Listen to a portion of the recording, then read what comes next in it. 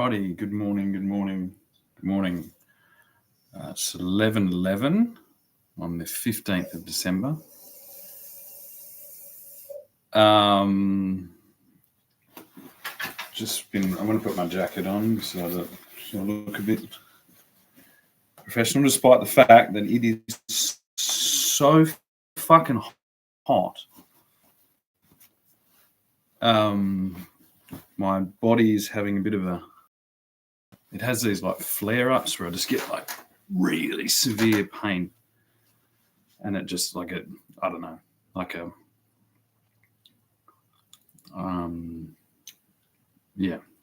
just stuff stops working. It does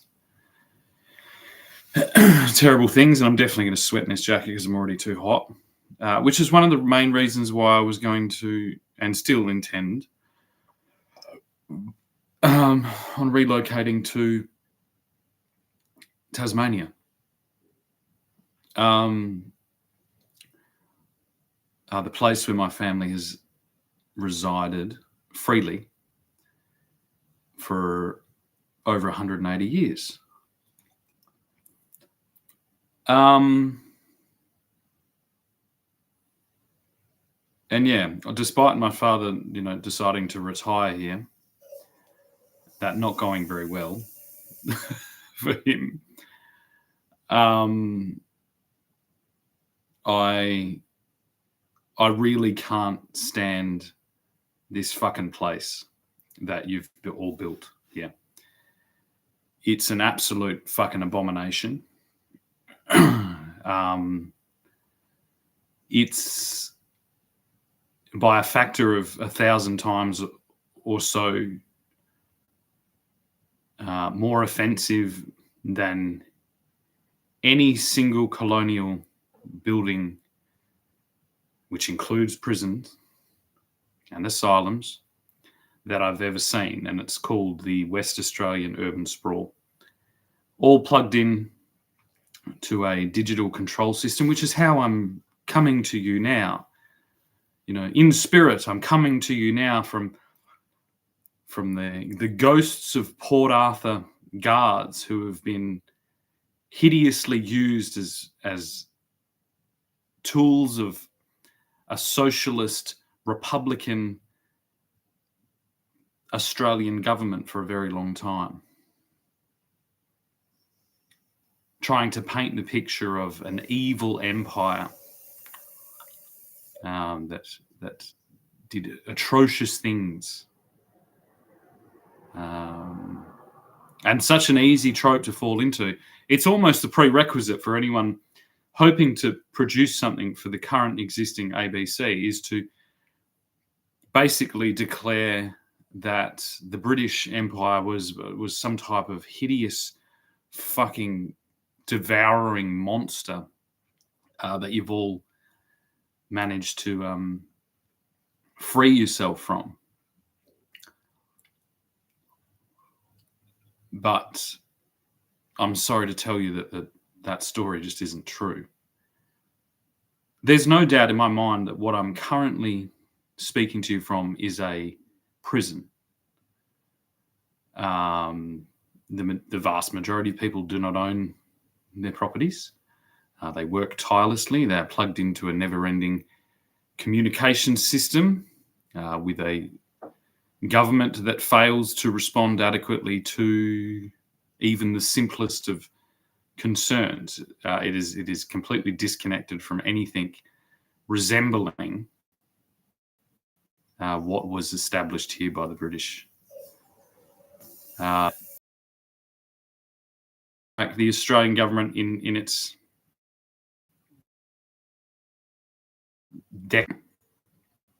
very much like wait a sec. I'll wait for the very much like the candy house or the gingerbread house. Is it a gingerbread house or is it a candy house? In the story of Hansel and Gretel, and luckily for you all, I guess, my father and his father and his father and his father and his father left me the bare minimum, the sufficient amount of breadcrumbs to escape and to send this message to you all.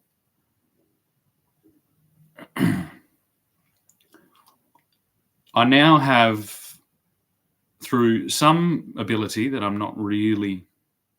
I can't explain to you, I have now successfully predicted the two largest mass shootings in Australian history.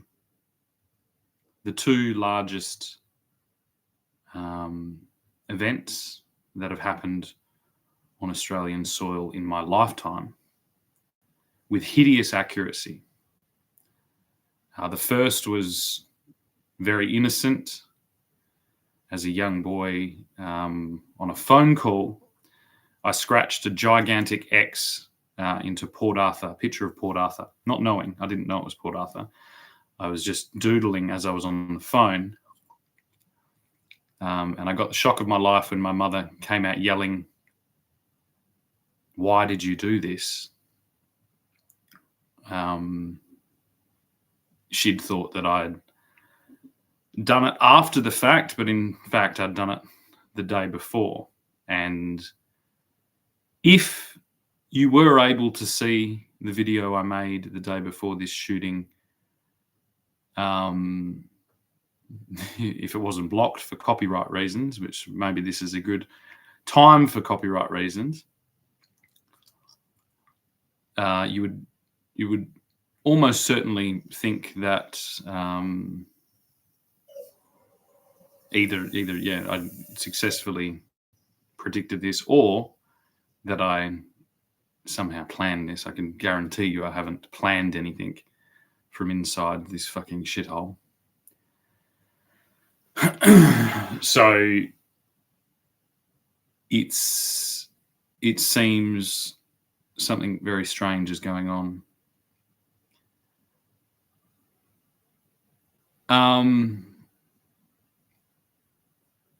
And I wanted to speak about some of the things I've discovered about the Jewish faith from looking. In Western Australia, I received almost zero education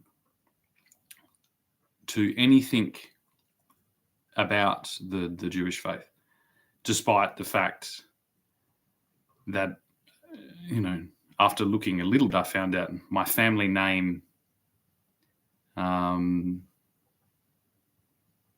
has a considerable Jewish connection.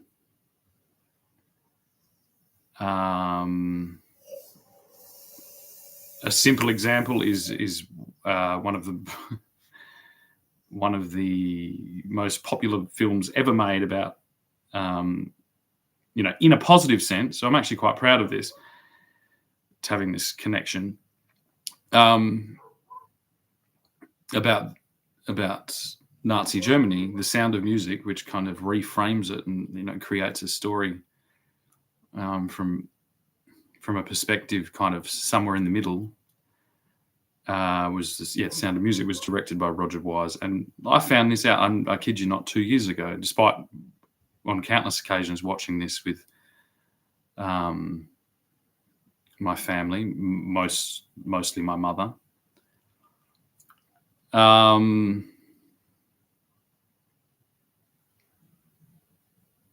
What I believe has happened in Australia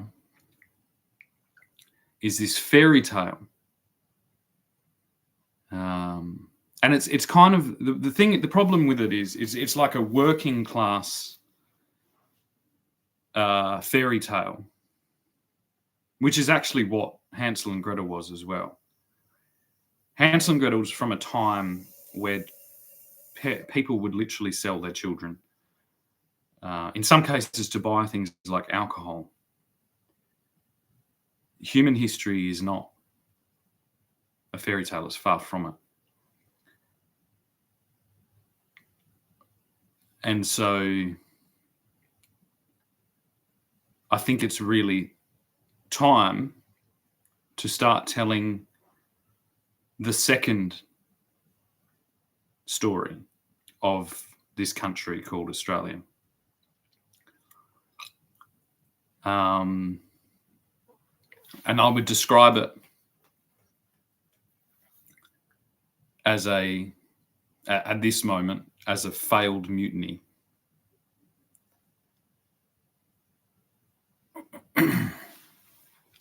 And most predominantly as a failed mutiny by the organisation that refers to itself as the Australian Labor Party. This fairy tale has been used as a postcard, as a promotional travel poster, as a recruitment tool to helplessly, lure in new families. And it basically falls right in the candy house lane.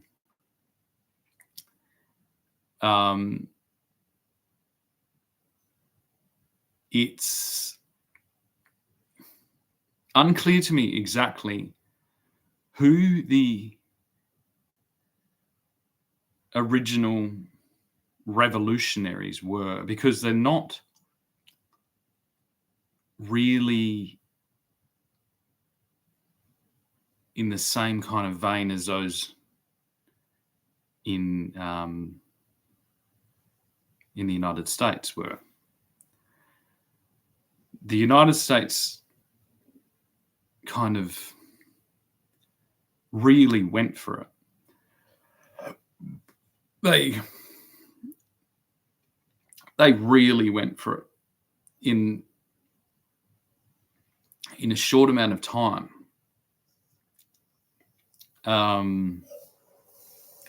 This revolution was more nefarious and more disgusting, I believe, because it lulled everybody to sleep. It kept up the show for the loyal Brits that had relocated. It kept it up just enough. It skewed the facts. It celebrated what it described, and to be honest, like, there is probably over half of our political history that legitimately was unbroken from the original bonds. But this cohort just kind of lulled a lower standard in the communist fashion, and it did it with the most precious elements of our social systems. It in its mythology replaced, convict labor and prison colonies and shearing sheds. It replaced it with hospitals and public schools.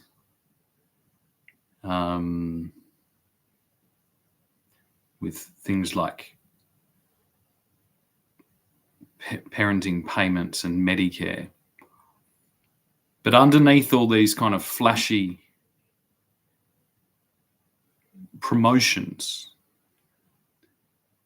was a enlarging military force. It was 2 minutes into being held illegally in the Perth Watch House that I completely knew what this Labor Party government was trying to do. Now, at the time, after considering I was a year into a non-stop protest against, direct protest online against what this government was doing. And I'd been reading some pretty heavy literature from both the Nazi era and the Bolsheviks revolution era. And so let's just say I was ready when I was held in that watch house to be dispatched. There was no difference for me in that moment. There couldn't be. If you're reading direct accounts from history and you're seeing the exact thing happening in your government, and you'd already experienced the alienation as soon as you brought this up, you'd seen the mob behaviour from those closest to you. You'd seen that no one was going to say anything, and no one was going to stop anything, and no one was going to put in an investigation if you happen to just vanish.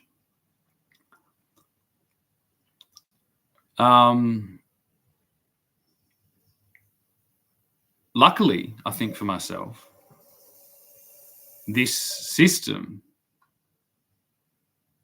wasn't aware enough to actually know what I was doing. Very much like it's not aware when terrorists decide to do things like they did yesterday. This fairy tale of Australian government is nothing more than a scam onto the Australian people. It's a veneer of professionalism that is projected through its own network of communication assets, some of these being held and a lot of these just being paid for. If you look at some of the figures of who was keeping out newspapers and network stations going during the pandemic, it was majoritively the government and majoritively humongous industries like the pharmaceutical industry, which are suppliers to this professionalist veneer, to this saloon town country that dares to claim an unbroken connection to the British Empire whilst, degrading itself to the lowest of all international government structures. It is a complete illusion, the country of Australia. The systems that it holds up, most notably police, judicial, health, education, are basically now standing as franchises. And if anyone, is a fan of McDonald's as much as I am, you might have noticed that the consistency of getting the burger right has pretty much gone to zero. And this applies to all states across the entire country.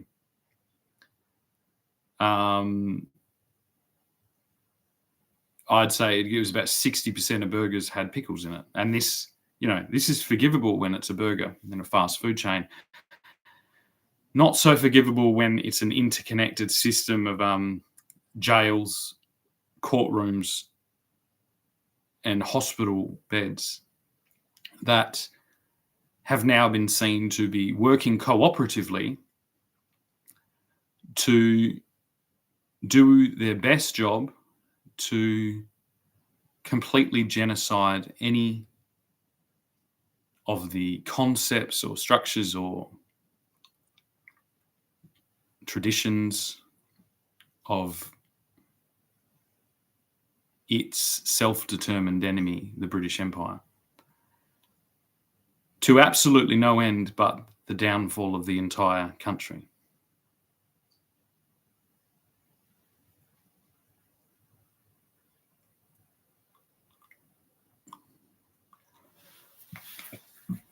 When my family first arrived here, if two Islamic terrorists opened fire at a place like Bondi, they would have been put down by a standing military who would have been present in beautifully, prepared woolen coats. Perhaps let's argue about the woolen coats down here. Maybe that's where we went wrong. And then there would have been a complete assault on all relatives and associates, and a complete and thorough clearing of this antisocial uprising in very, very short order. And this was the reason that some of the most wealthy families of Europe, of Britain, of Scotland, of Ireland,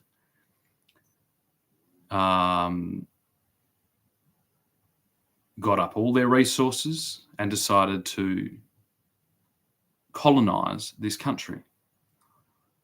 They colonized this. They brought their resources. They put their investment into at that time appropriate government and appropriate infrastructure that you now all wallow in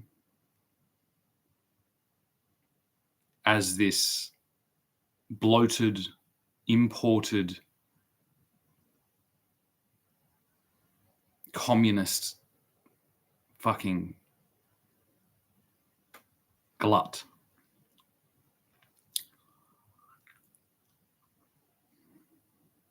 I think most notably, some of the expats from the United Kingdom, as you now call it, that have fled under cowardice and failed to protect my homeland in the process, and then expected to reside here in this phantom nation,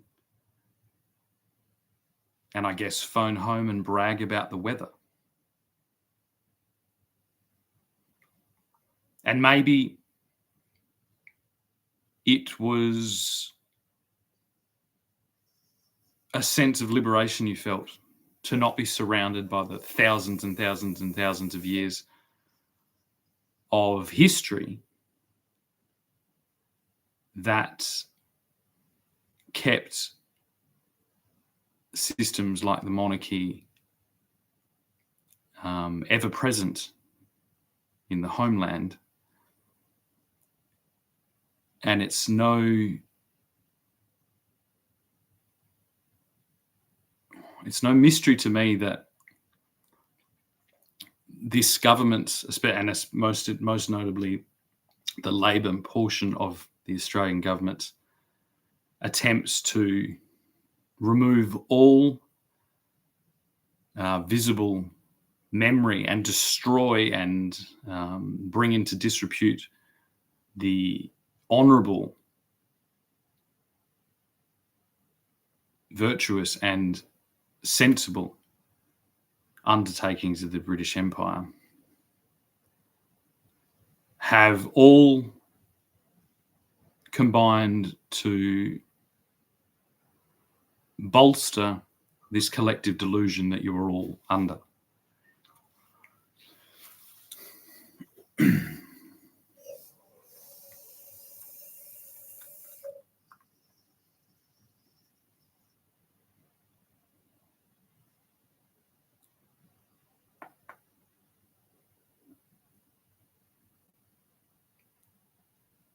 The connection between people's physical, whether it's literal labor, physical aspect, or their intellectual workings, and the responsibility they take on, and their projected residential utility that they claim sovereignty over, has never been more thin. The majority of my resistance against this projection has been in the legal and in the financial. And it exposes a continuous and purposeful attempt to retard the intellect and the financial and legal knowledge of the citizens of Australia. And this has fallen most heavily on the longest lasting families, unless these families were attached to this government projection. Most notably, this morning I said that the entire Beasley family should now be declared as international terrorists. There is no doubt in my mind, from quite a lot of points of reference, that Kim Beazley here served as governor, I think just before this current one, who is a policeman, police commissioner governor. And I'm guessing a relative of his, Margaret Beazley, has sworn in this current Labor nincompoop, calling himself the Premier of New South Wales.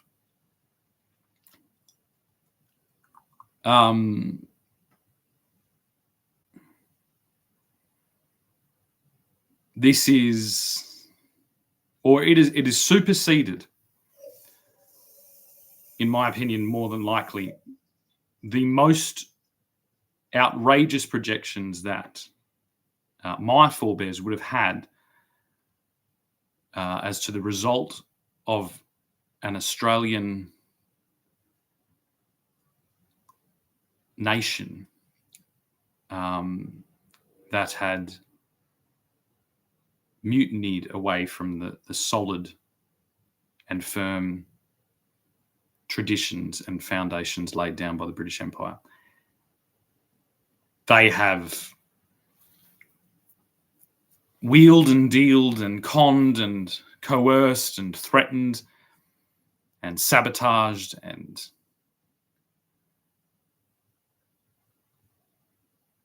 communicatively degraded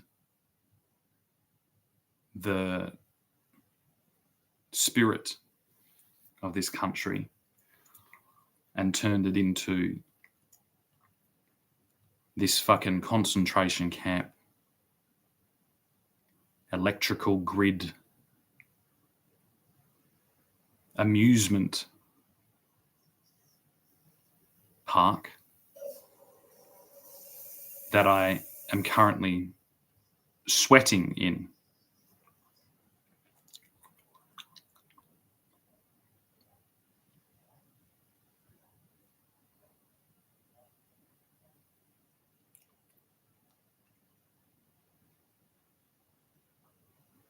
My hopes on this day are to appropriately apply British Empire dedication, duty, loyalty, adherence to religious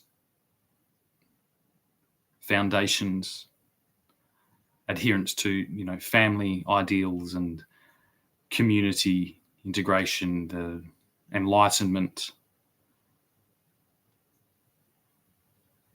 ideals of education and knowledge and freedom through knowledge, but apply the currently on hand technologies, one of them being this interface that I'm currently speaking to you from, and that has been incredibly underutilized in the stabilization of this nation, because it is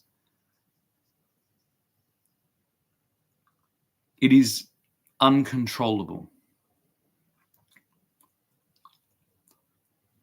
But so were people 200 years ago. The amount of control measures that this boomer generation has applied to its children, grandchildren, and great-grandchildren is astronomical. You know, it's literally into the levels of science fiction. The rift that this is implanting subconsciously in all inhabitants of this land, you know, whether they're, and most notably the Aboriginal people, because they are the least experience within any system of control. So, you know, to go from, you know, almost no control, which isn't necessarily something to be envious of. It is in a fairy tale, you know, in a fairy tale about a government that built a beautiful socialist utopia and liberated the Aboriginal people to their culmination point of acquiring a voice within Parliament, despite that government actively silencing the voice of a descendant and an innovator within that sphere.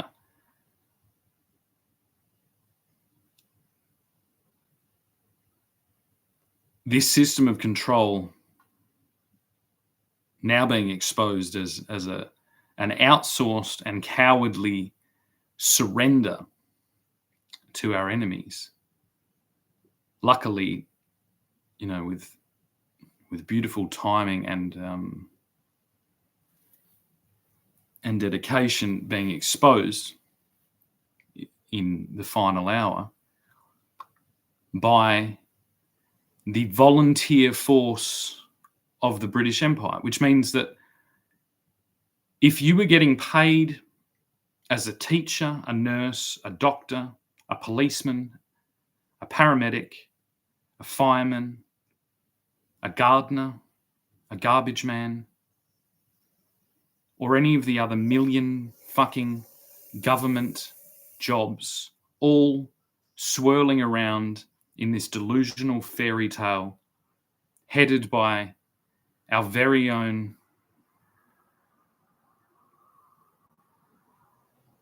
Stalin impersonator, Anthony Albanese.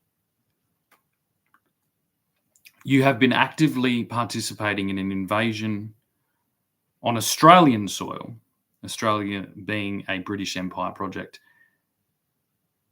and a British land base and a British people for 4 years now.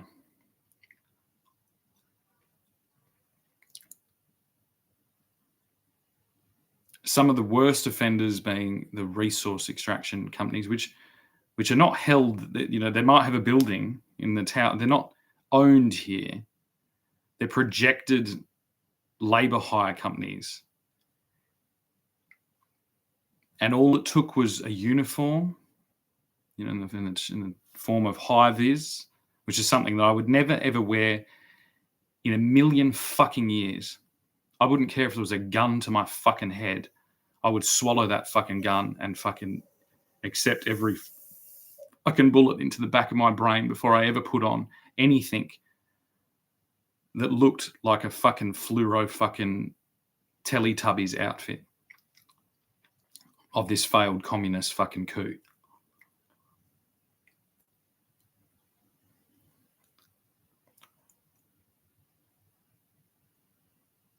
This country wasn't colonized by the British Empire.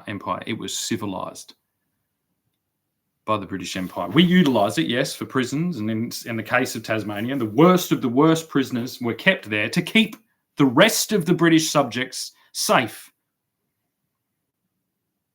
The answer of this communist fucking Labour conglomerate was to let these individuals out, to roam the fucking streets and to pay them.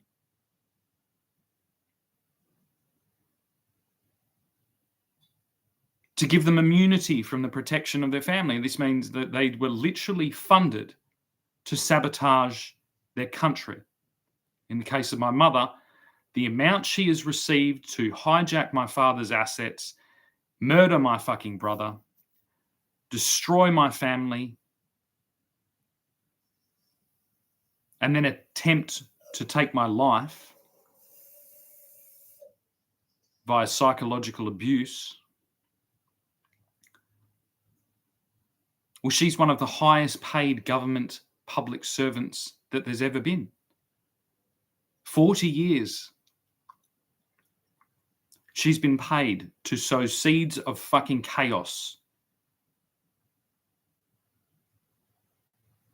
Any attempt to pacify her using, traditional methods like, hey, mum, I'm going to take your phone off you because you're being a nightmare. This doesn't exist. Very much like it's like, hey, they're saying gas the Jews on the Opera House stairs. Oh, shit. Better project that around the whole world and better put that on fucking television. Oh, a porn star. Now, actually, in the case of Bonnie Blue, I'm going to mention it, but a porn star in Bali, with the fine of $20, projected to prime time. This is promotion. This is promotion for this, sex fucking revolution on the internet. The Uber Eats of fucking human trafficking. Uber Eats also being a great example of human trafficking. See, we did a lot of things as British. We had service, we had all these things, but it's this distributed fucking monstrosity makes even the worst exploits by, say, one of the failed or fucking exposed, degenerates stemming from the fucking remains of what was once a beautiful empire in the form of Andrew Mountbatten. Andrew Mountbatten.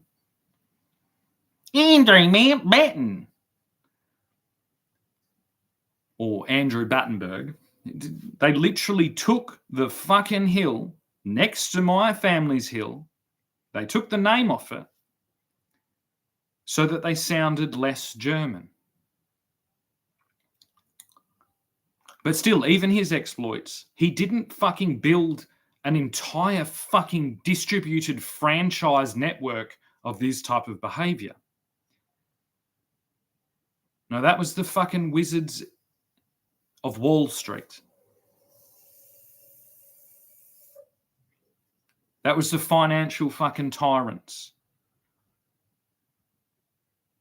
Not behind flags, not behind militaries, not behind crowns, not behind churches, but hidden in ones and zeros in an interconnected fucking fence of wires and of glass.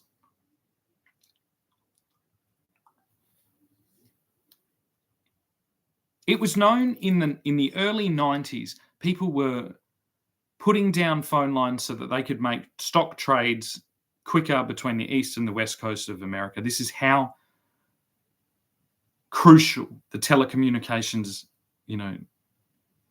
network was to the financial world. Well known. We introduce now in 2025 the capabilities of artificial intelligence, of surveillance, of algorithms. A lot of bad press going on about algorithms. What you are currently living in is a circuit board, which it's not hard to think. If you look at a circuit board, it's a bunch of wires or like little, printed grids of conductivity.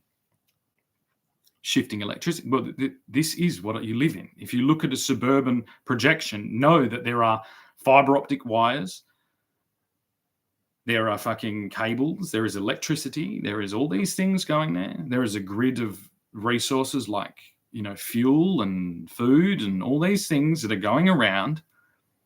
And I can assure you that those computers can think faster than you can, especially when Albanese is gagging all your children, because the children are the only ones capable of outsmarting and outwitting this system. So I guess I bring you to the crescendo of my monologue this morning, in which I make a hideous comparison, which I can't believe hasn't been made yet, that his ban on children on social media is basically the equivalent of hoisting a fucking Palestinian flag above Bondi today.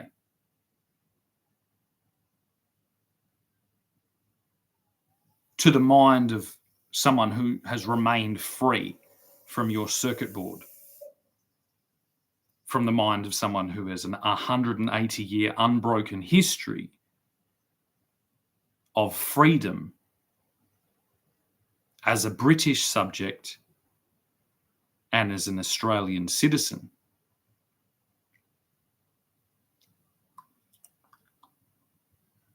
But right now, I reckon I'd sell my Australian citizenship for a fucking juice box. And I'd fight to the fucking bloody death to protect my British subject status. And you're about to see an empire re-emerge on this day. Because there is no fucking way in a million years this country would tolerate a terrorist state flag being hoisted above one of our most famous landmarks a day after a fucking pogrom on Australian soil. So why did it sleep through that happening on the internet?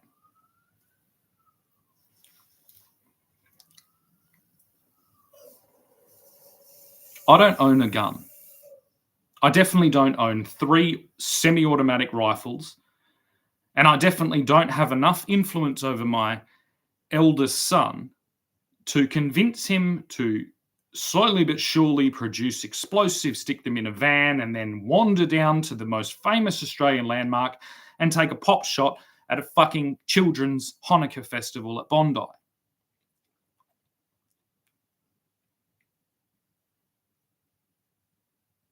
But I guarantee you, if you ask my son, where does your dad mostly speak? Oh, my dad speaks on social media. What does he speak about? Oh, lots of different things. Oh. Has it caused him any trouble? Yeah, my mum stuck him in jail. And my mum and my stepdad stuck him in jail because he said something on social media. Oh. Does he speak in private, closed door religious fucking temples or something like that? No, he doesn't. He doesn't at all. No, he mostly just speaks looking out a window of what he describes as a concentration camp that's actually just his girlfriend's house that she was left with after a divorce, and she's English. Or, he'd get into some fucking details, but he'd go, no, Dad's never fucking tried to convince me to blow up fucking and genocide fucking terrorist semi-automatic machine guns at fucking Bondi or any beach.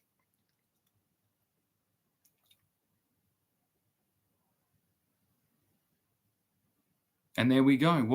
What candle are we up to now? Is 2 candles lit? Is it called a menorah? Again, I've told you, my Jewish knowledge is very, very low. But I know enough to know that story is about oil, because that's an oil candle or an oil light, I think. But maybe it isn't. See, this is what I mean. I'm going to get stuck here. But it's to bring light. Now, I could be wrong. I could be getting it mixed up, but I think it's something to do with the fact that the oil kept going for this many days, and it shouldn't have gone that many days. It should have lasted only this much time. And I can't help but think that most people don't use candles or oil anymore. They use their fucking phone to light their way to wherever it is. And so by definition, what did Anthony Albanese do? And his fucking, his hideous brigade of Gestapo fucking communications ministers, what did they do? They turned the fucking light off. They extinguished the light to perpetuate their own mythology. Their own mythology that they are your parents. They are your guardians. They are your protectors. They will protect you from the dark. But they won't.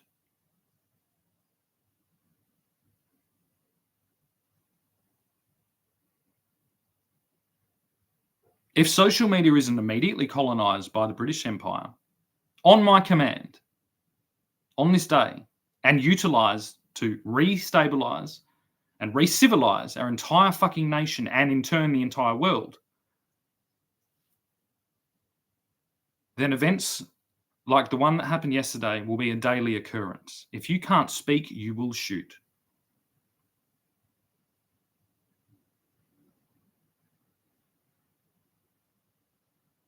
And rather than encouraging people to speak out in the open, they've imprisoned innocent people. Not innocent people out there on the fringe, calling for fucking terrorism, calling for genocide, calling for fucking whatever. But innocent individuals, in the difficult process of parenting in this era and of, caring for the inherited problem of a fucking socialized mental health system and pharmaceutical intervention within it. And an individual trying to innovate us solutions out of our own hideously fucking incompetent mistakes that we've made to do with adaptation towards a country that my family has been here for a collective of 360 years.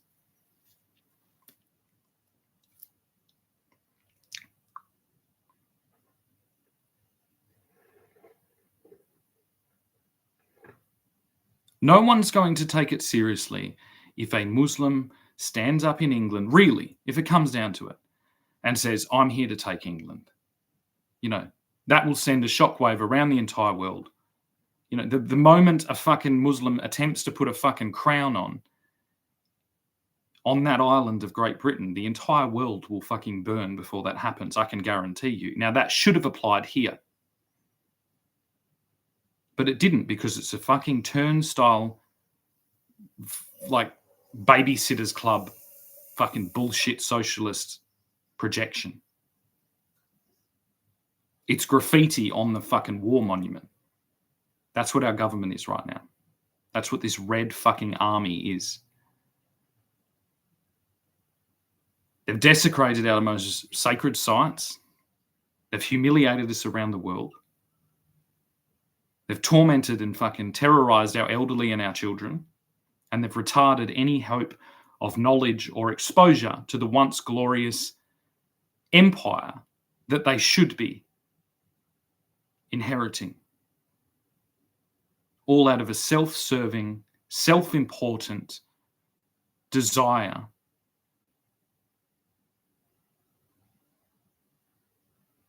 to conquer by any means.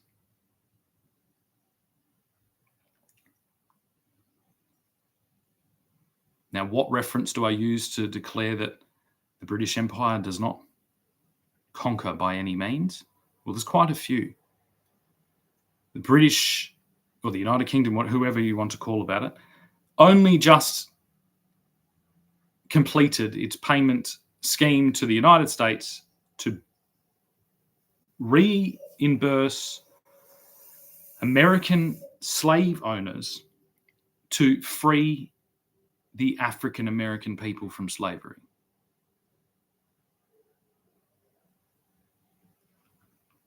The British Empire did sit back and allow self-autonomy and self-direction by the Australian people. It did return India. It retreated back and silenced itself to all but the dull ticking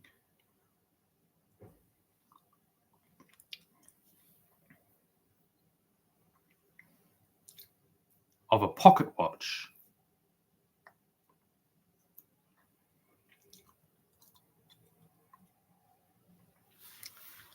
Silenced by years of being put away and stored in a safe place, this silent pocket watch was unrelenting.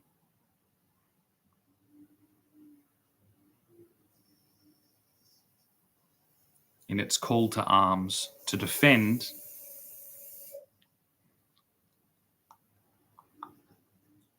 an empire.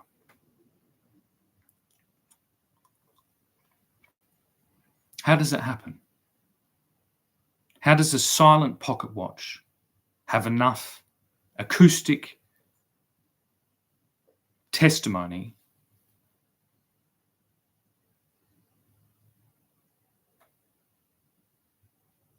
to stand witness to such a fucking vast and disturbing degradation? I don't know.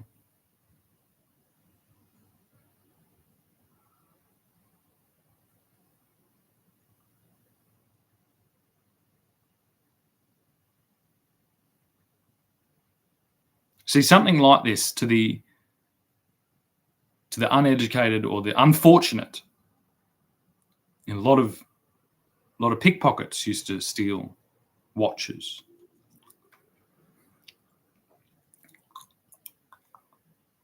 And so, to the eyes of a thief, a pocket watch for a long time was just a meal, and understandably so. 3 square meals was provided to all convicts who more than likely got caught, like the Artful Dodger or Oliver Twist nicking a pocket watch out of a gentleman's pocket in London. And so this device kind of has a twisted and mixed reputation throughout different classes and different sections of our society. And in this day and age, I wouldn't be surprised if most teenagers would simply toss something like this away, not see the importance of it. It's just an old-fashioned watch.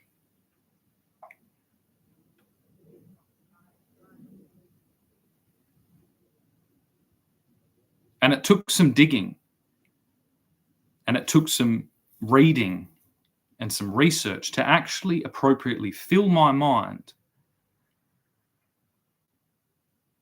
with the knowledge it takes to understand what exactly a pocket watch was in 1840, when my great, and I don't know the amount of great, grandfather migrated down to Van Diemen's Land from Kent in England.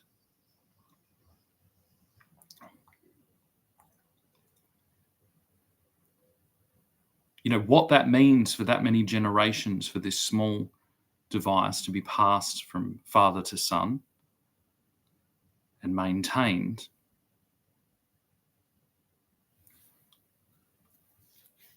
all with a simple instruction that you were to continue this at all costs. I remember hearing this when I was a kid. I was like, I'm going to continue this at all costs. Okay. I'm going to look after it and pass it on to my son. And I will be honest now, the thought crossed my mind as a ridiculously irresponsible, retarded, and dumbed down Australian fucking citizen. The thought crossed my mind that I might just flog the fucking thing off when the old man kicks the bucket.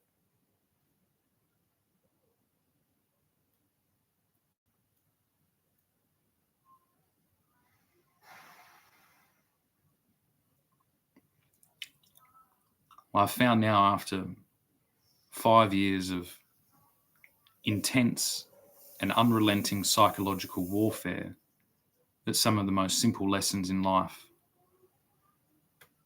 are the most hard fought.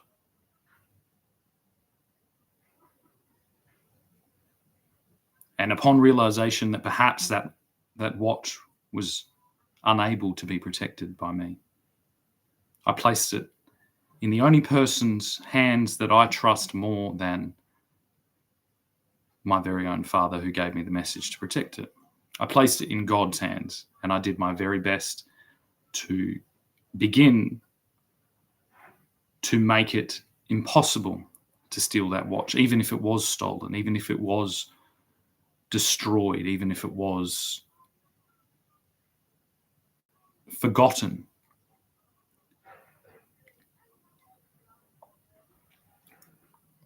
By its intended future owner.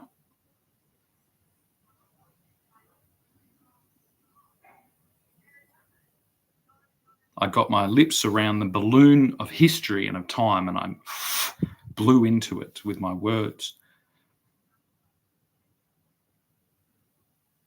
I inflated it, quite like our currency has been inflated for this entire period and in a never-ending way for the last 40 years of this disconnected and ever-increasing electrified currency, which is an absolute abomination to anyone who understands the fundamentals of value and exchange.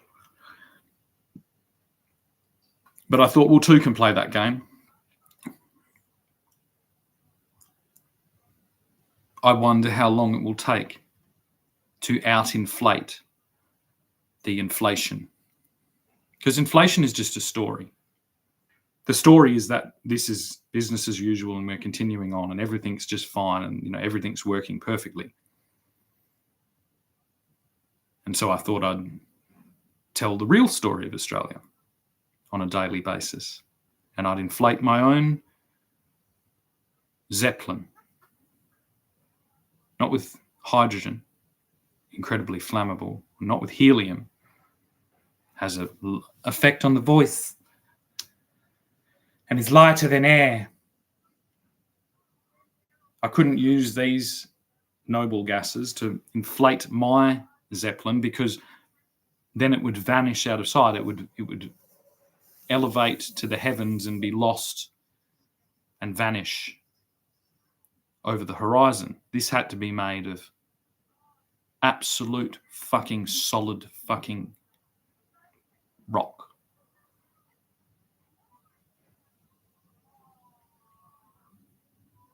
Which to most people seemed impossible. You can't inflate a Zeppelin, let alone a fucking water balloon, with solid rock, Shannon. And to that I replied, well, you obviously don't understand the amazing potential of an Englishman with his back against the wall and a gun at his head. And so I began, and on this day I can assure you that this balloon and this Zeppelin now has inflated, and funnily enough, it quite resembles the continent known as Australia.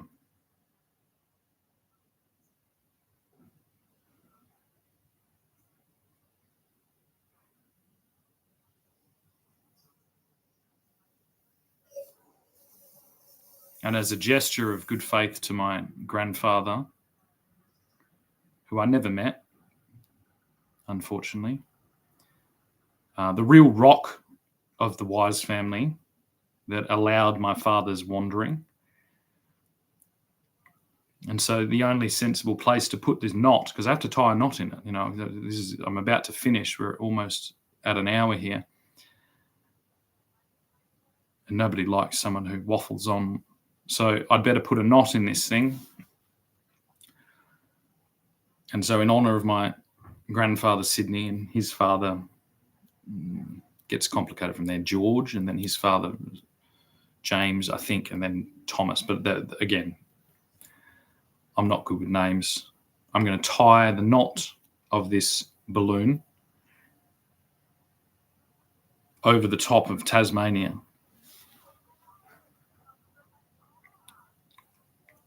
And permanently place a curse on any individual who dares to attempt to deflate this balloon of solid rock that I have tirelessly attempted to build here.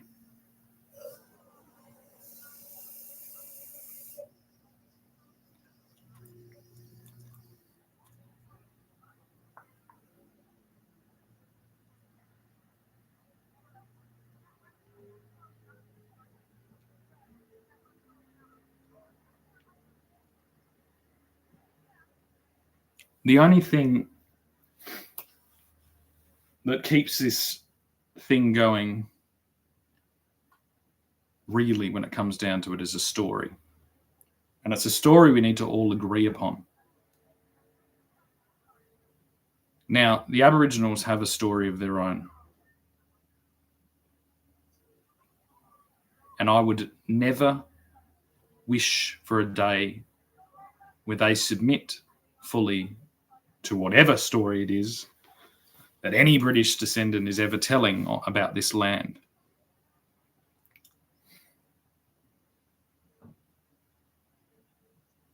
And it's quite often heard that, Australia is just a creation.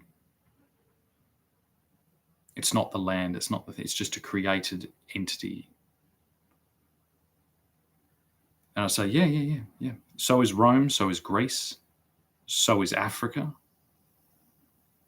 so is Asia, so is China, so is Thailand, so is India, so is Antarctica. All of them are. All we ever have is a story. That's all UMOB ever had. Now, the story here has been in conflict for quite a while. Quite a serious conflict as well.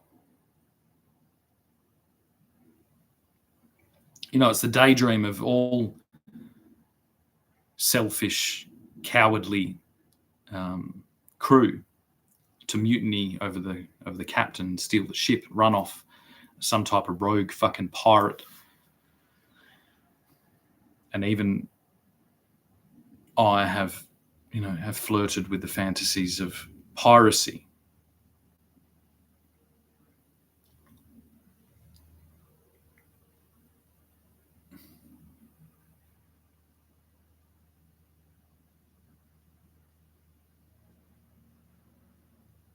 Something that's kind of charming when you steal one ship and take off into the sunset and, spend your life pillaging dangerous and desolate waters of the unknown world. It's a little bit different when you attempt to commandeer and steal an entire fucking continent from the rightful inheritors. And as the rightful inheritors, the rightful defenders of the traditional people. We will not have a story told about Australia by the people that are actively attempting to imprison its population in a digital net.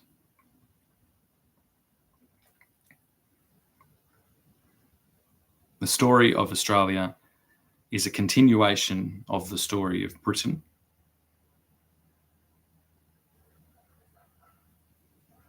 And as always,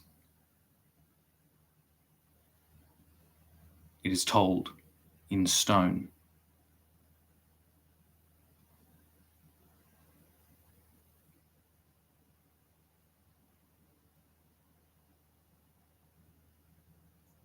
It's my hope that now that this story has been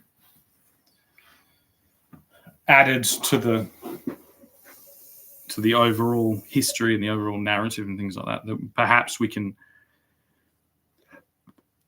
we can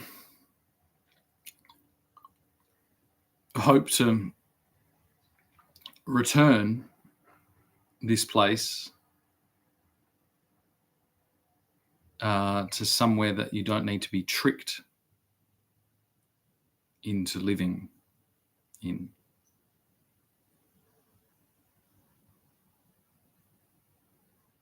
That you don't need to be spied upon to act appropriately. That acting appropriately is the culturally held high watermark.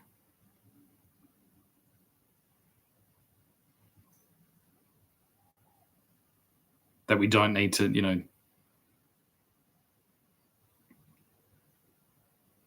use submarine tactics to dive to the depths of financial fucking delusion to realize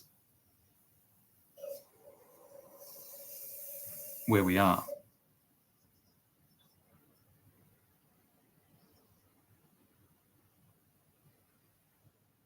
And as a submariner for the last 5 years, I can say that it would absolutely shock you to understand the interconnected, complicated, absolute bullshit fucking parade that is going on all around you to try and claim ownership of the whole world via numbers.